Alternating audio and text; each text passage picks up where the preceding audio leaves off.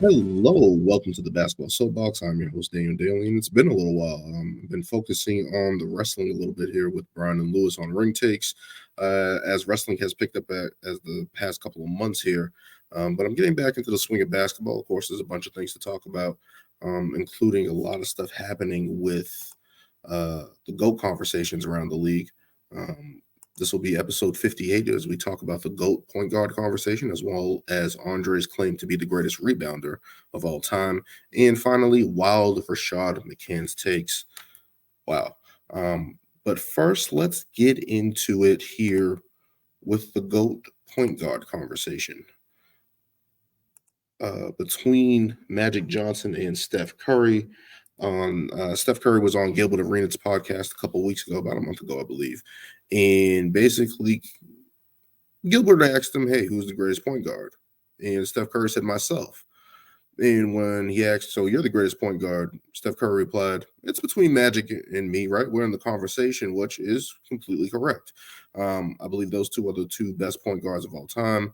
Um, I was battling with Steph Curry because I didn't want to ignore the history of the game, especially with Oscar Robinson and what he did during his time in terms of in the land of big men where everything was ran through the center and stuff like that. Oscar Robinson came in like a bolt of lightning and was able to be so dynamic in all three phases of scoring, passing, and rebounding, and basically, the first person to average a triple double for a season before Russell Westbrook came in 2016 and did it in this era.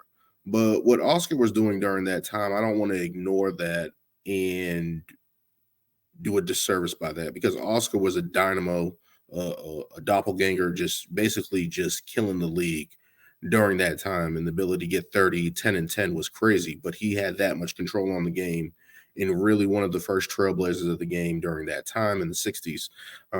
Eventually winning a title with Kareem Abdul-Jabbar in Milwaukee. Of course, I believe that was 1971.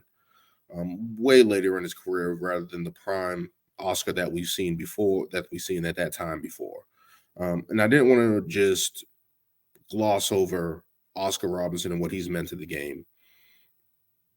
And I'll get into that GOAT conversation. And basically, I'm doing a series on the top 15 players of all time. I'll get into that another time. But um, that ranking has changed. But with these two guys here, talking about these two guys, basically redefining the point guard position in their eras, right? Like Magic is a 6'9" point guard. Think about that. In this era, he'd be a small forward, a power forward, a front court player, basically, operating kind of like a Nikola Jokic. And that was interesting because Isaiah Thomas said that on NBA Open Court when they were talking about You Remind Me, I believe was the episode. And he was basically just saying how would Magic be running a pick and roll offense all the time like that? And everyone on the panel said yes, but he was like, I don't know if he would be able to play that. He would be guarding forwards and stuff like that. And basically, he said he would be operating out of the post and creating from that position the high post and stuff like that. And basically, kind of being like the Nikola Jokic of today, right? When Isaiah Thomas describes Magic Johnson playing today, how he would have been playing in this era, it's kind of like describing how Nikola Jokic would have been playing. So that was very interesting. I suggest everyone go check that out as well. NBA Open Court, I believe it's the You Remind Me of episode.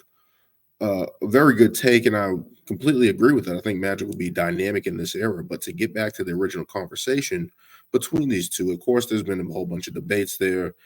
Stephen A. Smith, basically, first take, getting the news from Michael Jordan, texting him saying there's no conversation between this, that Magic is the better point guard, the better point guard of all time. From being a pure point guard perspective, and he said Steph Curry is more of a shooter, changing the game from that perspective and not really a pure point guard. Okay, I can understand that, and different play styles and what we talk about pure point guard leadership and stuff like that. Um, and let's just look at their resumes real quick. Of course, you got Magic Johnson with 3 MVPs, 3 Finals MVPs, 5 chips. Of course, he has 17,707 points. 10,141 assists and 6,559 rebounds. Magic was magic coming into the league day one. And we all know about the early ons in the game against, I believe, the Clippers, where he celebrates with Akeem Olajuwon, and Akeem Olajuwon is definitely different for Magic Johnson from that standpoint and the way that they celebrated, right? And we knew Magic was that guy, especially at Michigan State and all the stuff that he did in college. But in the NBA, he basically changed the position and had a lot of more of centers, forwards, big guys wanting to handle the ball in that league. And you always hear about, especially on NBA Open Court, Steve Smith talking about big point guards and being basically trying to be a point guard, emulating Magic. And a lot of people trying to emulate Magic. And even in that era, when people were talking about Michael Jordan and his ascent, people were always saying he's not Magic Johnson, right? So there's always been that comparison to Magic Johnson, like he's the greatest. At one point, was the greatest player of the game, even though I think he was playing with the greatest player of the game at that time. People considered that with Kareem Abdul-Jabbar. So when you look at that standpoint of Magic playing with certain guys and stuff like that, it's a lot easier to facilitate, run the show, especially when you talk about guys with Worthy and Byron Scott running the wing and things of that nature, Jamal Wilkes and Norm Nixon, all these other guys that played with Magic during that time. But you look on the flip side of Steph Curry here, who has 2 MVPs, one Finals MVP that he got against the Celtics, unfortunately. He has 21,000 points, nearly 6,000 assists, and just over 4,000 rebounds, right? And when you talk about Steph Curry's ability to create with his shooting ability, he's obviously the greatest shooter of all time. There's no debating that. There's never going to be a debate with that, with me or anyone else in the history talking hoops. Like, he's the greatest shooter of all time from everywhere. Like, he's that guy from shooting the ball.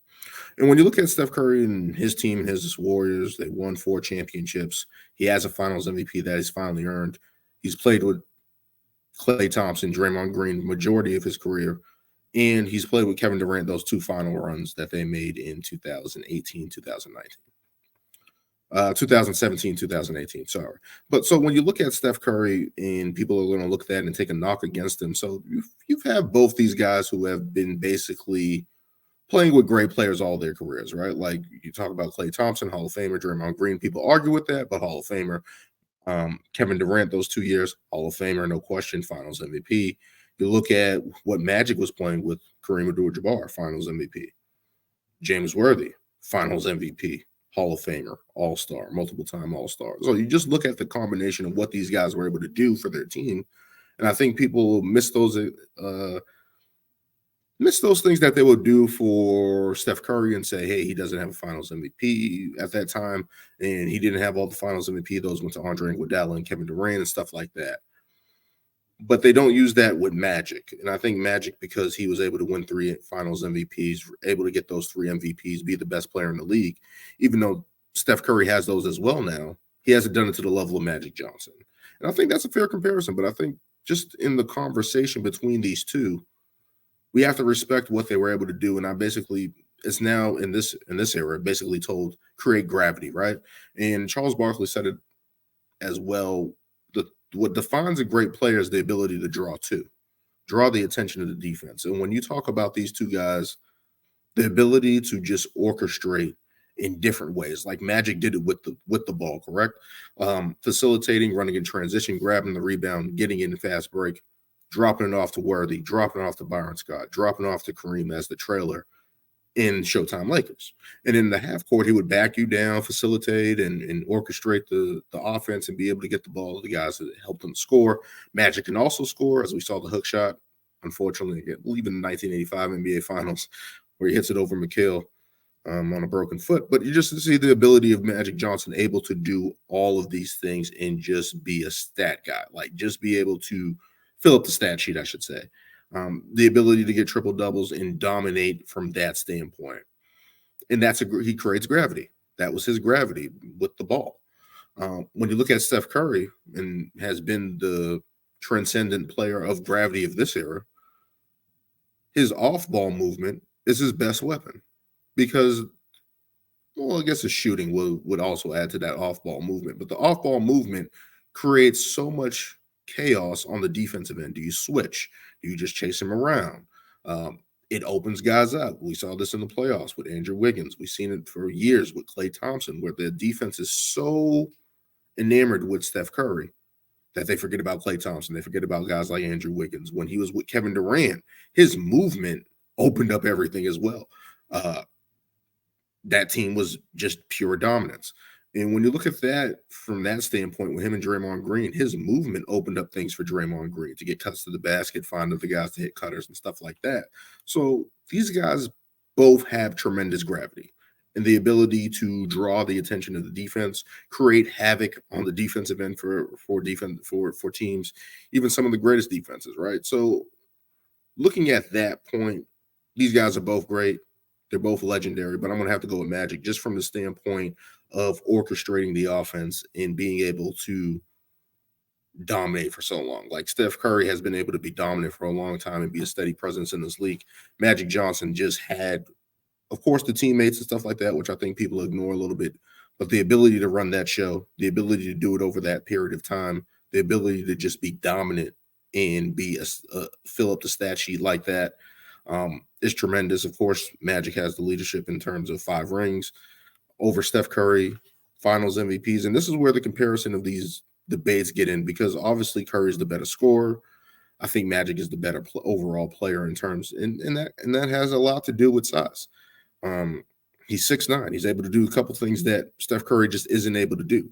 But to see how transcendent both of these guys are, where people try to emulate Magic, and now kids all over the world are emulating Steph Curry on the court. They want to shoot threes. They want to do everything on that standpoint, even to the video games where everything is just 3-point operated on 2K, which comes out this week coming up.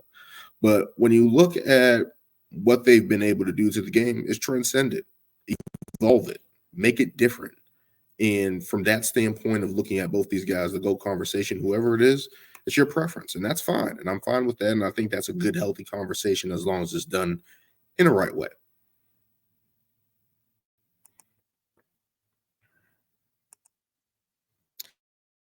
As we move on here, we're going to be talking about Andre Drummond, claim to I am the best rebounder ever.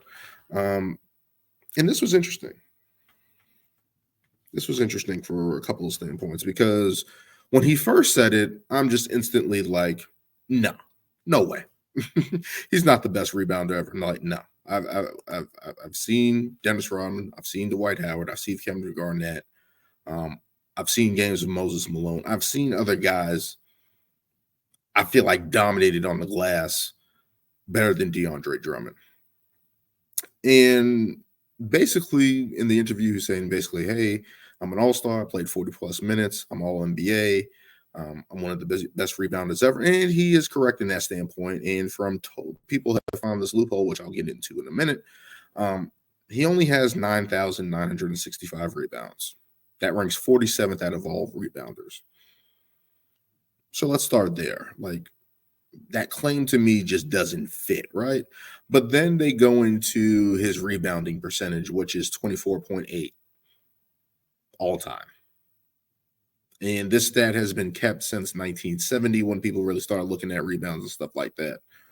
And really going into the box score, it's basically, I can't even describe it, but it's just basically the total amount of the percentage of rebounds that you get on the court that were missed versus your teammates, and then the opponents, how many total rebounds they have versus the rebounds you have, and what percentage of that did you grab. So he's at 24, nearly 25% all time. So that's a respectable. DeAndre Drummond, of course, in Detroit was a beast on the boards everywhere he goes, even Chicago and stuff like that. And he's able to do that. But then I just look into raw numbers. I get into people I've seen. And I'm just like, no, I just don't think he can be the best rebounder of all time. And I think that a point of that has to do with success, right? And that's no way to just crap on him or whatever the case may be. But to me, if you're going to be a great rebounder, great player and stuff like that, you have to do it where it matters, and that's the playoffs. And that sucks for him because he's only been there 4 times, twice with the Pistons, once with the Lakers, one with Brooklyn. So in his whole career, it's kind of been shortchanged because he hasn't been able to make the playoffs. Yes, he is one of the best rebounders ever. So when we're looking at rebounding percentage here, Dennis Rodman is second with 23.4. Dennis Rodman also has the highest rebounding percentage recorded in the season at 29%. So that's nearly 1/3 of rebounds in the game Dennis Rodman is grabbing. Reggie Evans is third at 21.87. Reggie Evans was a great rebounder during his time and during his role. But when you talk about great rebounders, it's just like, that's fine, but you have to be dominant at that. And he's been one of the most dominant rebounders, Andre Drummond, of all time. He has. But when we look at 20 rebound games, and I looked at this stat, Dennis Rodman has 158 20 rebound games. 20 rebound games. You want to know who's second? Andre Drummond with 88. Like, Dennis Rodman was a freak of nature. And that's 70 more games than Andre Drummond. 20 rebound games. I don't think Andre Drummond's going to reach that mark, but that is an overwhelming statistic to say how dominant somebody on the glass was. And when we go into this other part of it here, rebounding champions. That means winning the most rebound, having the most rebounds at the end of the season. And Andre Drummond has only done it 4 times. Now he's done that with Kevin Garnett also winning it 4 times. Bill Russell has won it 4 times. When you put in perspective that Bill Russell is second all-time in rebounds, Wilt has 23,924 rebounds. Bill Russell has 21,620 rebounds. So basically, during his era, Wilt Chamberlain was the best rebounder. Bill Russell was second. So those guys were clamoring all the boards. But when we look at the rebounding champions, Wilt Chamberlain has 11.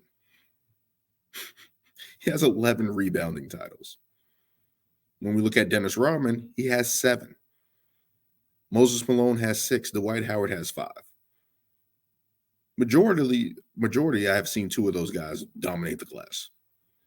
I've seen some of Moses Malone during those Philly runs. Of course, going back and watching basketball classics, ESPN classics, when they used to show them more regularly. They don't call him chairman of the boards for no reason. Moses Malone was that dominant. And you got this savant of a rebounder in Dennis Rodman that was just crazy on the boards. I've seen Kevin Garnett. We know about Bill Russell. Like, Bill Russell in Game 7 in 1962, I believe, had 30 points and 40 rebounds.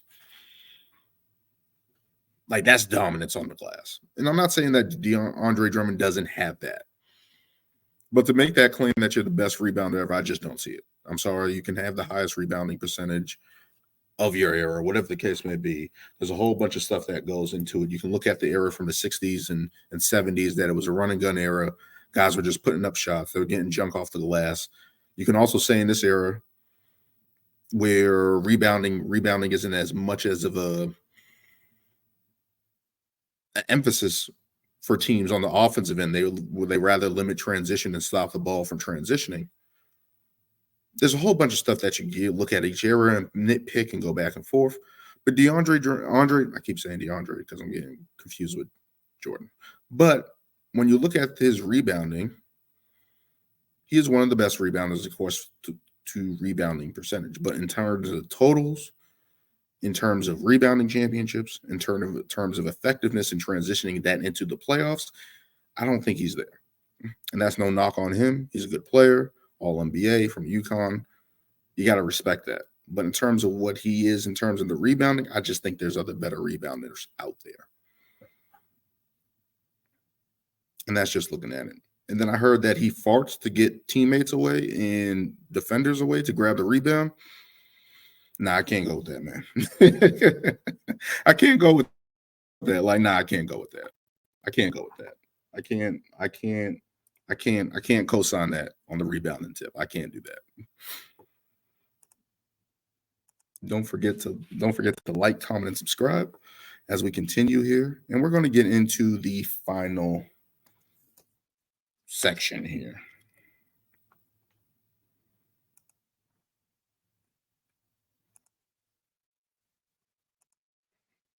Rashad Mccants, crazy, terrible, and wild takes. Rashad Mccants is a co-host on Gilbert Arenas' Gil's Arena podcast show. That's on YouTube. I believe it's on Fubu Sports. And he says the most wildest shit in the past couple weeks, or the past couple months since he's been on this. Just crazy takes. And he had this whole back and forth with Miko Grimes.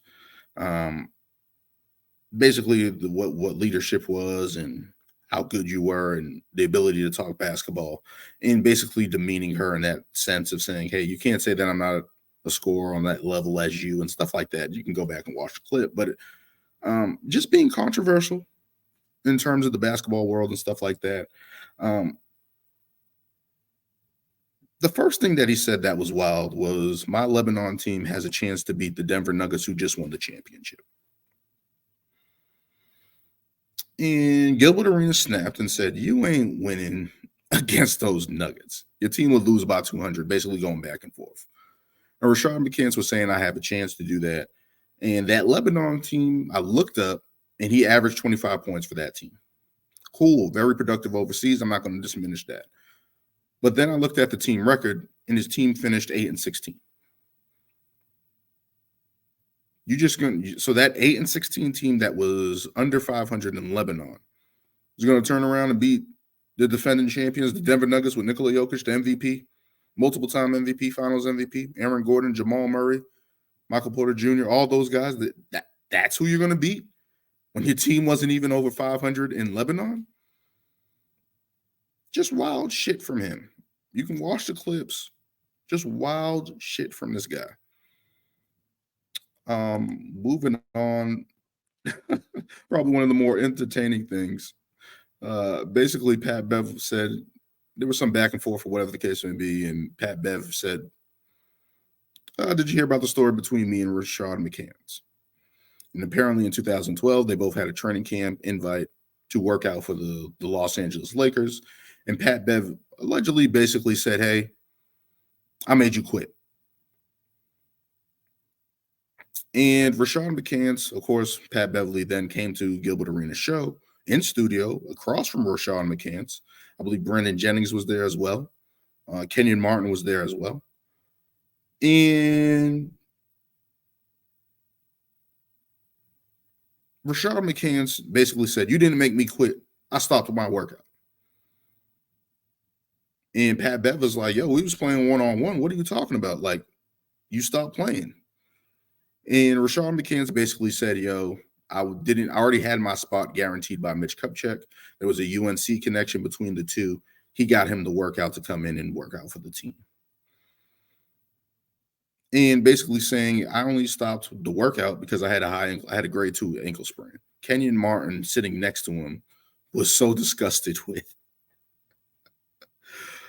Rashad Mccants over the course of this interview. And Rashad Mccants goes, hey, you're a point guard. Why am I going to work out against a point guard? And everyone else is in the room like, it don't matter who you're working out against. You kill the workout. You guarantee your spot. You kill the workout and you work out hard because you're trying out for an NBA team. And everyone's looking at Rashad Mccants crazy because he's like, oh, I'm not going to battle against a point guard. You didn't make me quit. Yada, yada, yada. I got injured. And just all this stuff comes out, and I'm not an NBA player. I'm not. But just looking at from what the league has been in all these years, guys get hurt, teams keep them, whatever the case may be. But he had an ankle sprain. Why wouldn't the team just sign you and keep you and rehabilitate you if you were that important? You had this UNC connect inside, all the stuff in your favor. Why wouldn't that work out for you? And just the battle with Patrick Beverly is highly entertaining, and Brandon Jennings in there, and Kenyon Martin gets up and leaves at one point. But everyone is just dying with laughter because they can't believe this shit. Like, he is wild as shit. And moving on to the last terrible take of Rashad Mccants that I've heard. Calling Greg Popovich overrated as a coach. Rashad Mccants. Now, I'm not going to discredit Rashad Mccants. He went to UNC. I believe he was all ACC, I believe 2 times. Won a national championship in his junior year. Was a 20-point per game scorer in college. In the NBA, he was a journeyman a little bit, role player, scored 15 points. Cool, you made it to the NBA. You're playing overseas. Never going to discredit that. But then he says this shit about Greg Popovich being overrated as a coach. And I've heard this take from multiple people before. And he was on the verge of saying, hey, he had nothing but Hall of Fame players. And that for the past 4 years, he's been under 500. He's lost Kawhi Leonard. And that coaches with losing 4 years in a row would be fired. And everyone's looking at him crazy because it's like, what are you talking about? Because they just lost Kawhi Leonard under those circumstances, and now they're in a rebuild. Why are you expecting this team to be over 500 when they're not trying to win and trying to blame the coach for that? And he's like, well, you're supposed to have your best player. You're supposed to be able to coach these guys up, all this stuff like that. And it's like, whoa. So we're going to discredit everything Popovich has done the prior 20 years because of the last 4 years. And when you look at Popovich, and he was saying how he had Tony Parker, how he had Manu Ginobili, how he had Tim Duncan, he had Hall of Fame players. And everyone is looking at him like, yes, he did. But a lot of those guys weren't projected to be Hall of Famers. Of course, Tim Duncan was the standout. He was the first overall pick in the 97 draft. Tony Parker was the end of the 99 draft, I believe. Wasn't projected much. People thought he was just a French player overseas. Nobody really thought much of him. Manu Ginobili was an all-time player in Argentina, but was a second-round pick, I think 52, in 2001. Stayed overseas for like a year or so. So no one really projected those two guys to be Hall of Famers. And when you look at what Tim Duncan was, he was a day one guy. I call him a day one. Day one guys have a head up over a lot of people. Like when you're day one, you're the best player on your team from day one. So, but to just discredit Greg Popovich, who has created a system around Tim Duncan, aging David Robinson, around Tony Parker, around Manu Ginobili, to look at all the stuff Greg Popovich has created with that defense and building that defensive system to squeeze everything towards the sidelines, force everything down the middle towards Tim Duncan and David Robinson. All these things that were great. Of course, he had the good players that develop into great players and stuff like that. But to just sit there and shit on a guy's legacy and say he's overrated as a coach when he has 5 championships, when he's created a system, and a lot of the times during his era, when guys were hurt or when they were getting rest, he got the most out of his role players, his bench players, Boris Diaw, Brent Barry, Steven Jackson, who craps on Pop a little bit because he thinks that they picked Tony Parker over him, and rightfully so. But that's a crazy ass shit to say that Greg Popovich is overrated when I believe just over the course of the NBA history, he has been able to get the most out of less. In terms of, well, Eric Spoelstra is now creeping up on that if we just see his couple finals runs. But just in general, to develop players, Kawhi Leonard, Tony Parker, Manu Ginobili, and just all the developments of these teams. And it's just like, I just don't understand that. Nobody says that about Red Auerbach, who had Bill Russell, John Havlicek, Sam Jones, guys of that nature. No one says that about Phil Jackson, who had Michael Jordan, who's arguably the greatest player of all time, or in consideration. Scottie Pippen, top 50 player. Dennis Rodman, top 50 player, one of the best rebounders of all time. Shaq, Kobe Bryant, who people have over Duncan in their rankings a lot, which I think Tim Duncan is ranked higher. But no one ever says about those guys. Nobody ever says that about them. But for some reason, Greg Popovich gets these shots because he's in San Antonio, he's in a smaller market, he doesn't have as many distractions, all these things that people say with the bullshit that comes with Greg Popovich. And it's like, fuck that. You can't say that about Greg Popovich. Greg Popovich, in my opinion, is the best coach in NBA history. And that might be blasphemous to some because Phil Jackson and Red Auerbach have more rings. But I think Greg Popovich is the best coach in the NBA because he's just been able to develop. He's been able to keep going. He's been able to keep clicking. And he's found a new gem in Victor Wembanyama. So we'll see what happens with Greg Popovich, and he's able to, how long he's going to be able to stay around, if he's going to be able to rejuvenate the Spurs franchise at this point.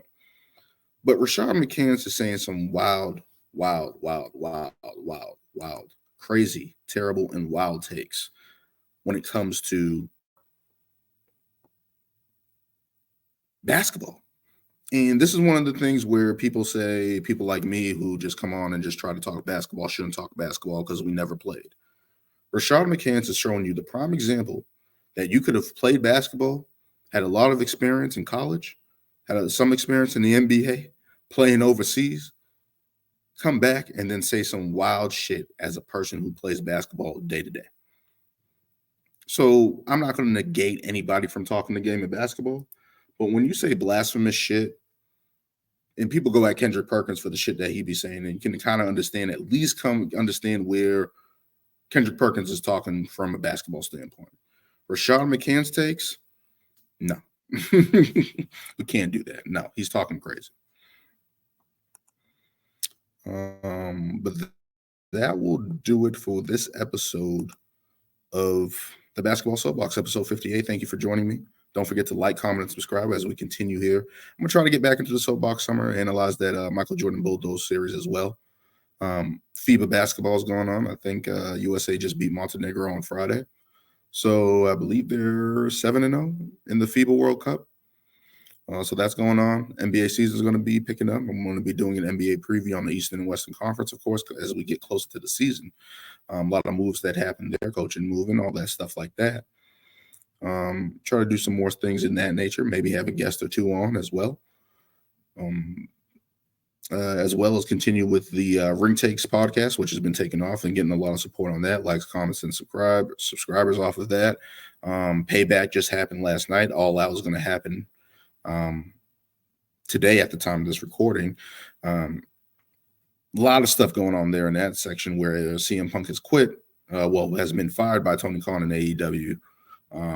I think he quit, but just in general, a lot of stuff going on. A lot of stuff that's going to be picking up as we get into the fall season here, especially with basketball, wrestling picking up. And you can't wait for the start of the NBA season, of course. But going to try to have some more content for you guys. Don't forget to like, comment, and subscribe. Thank you for joining me on this one.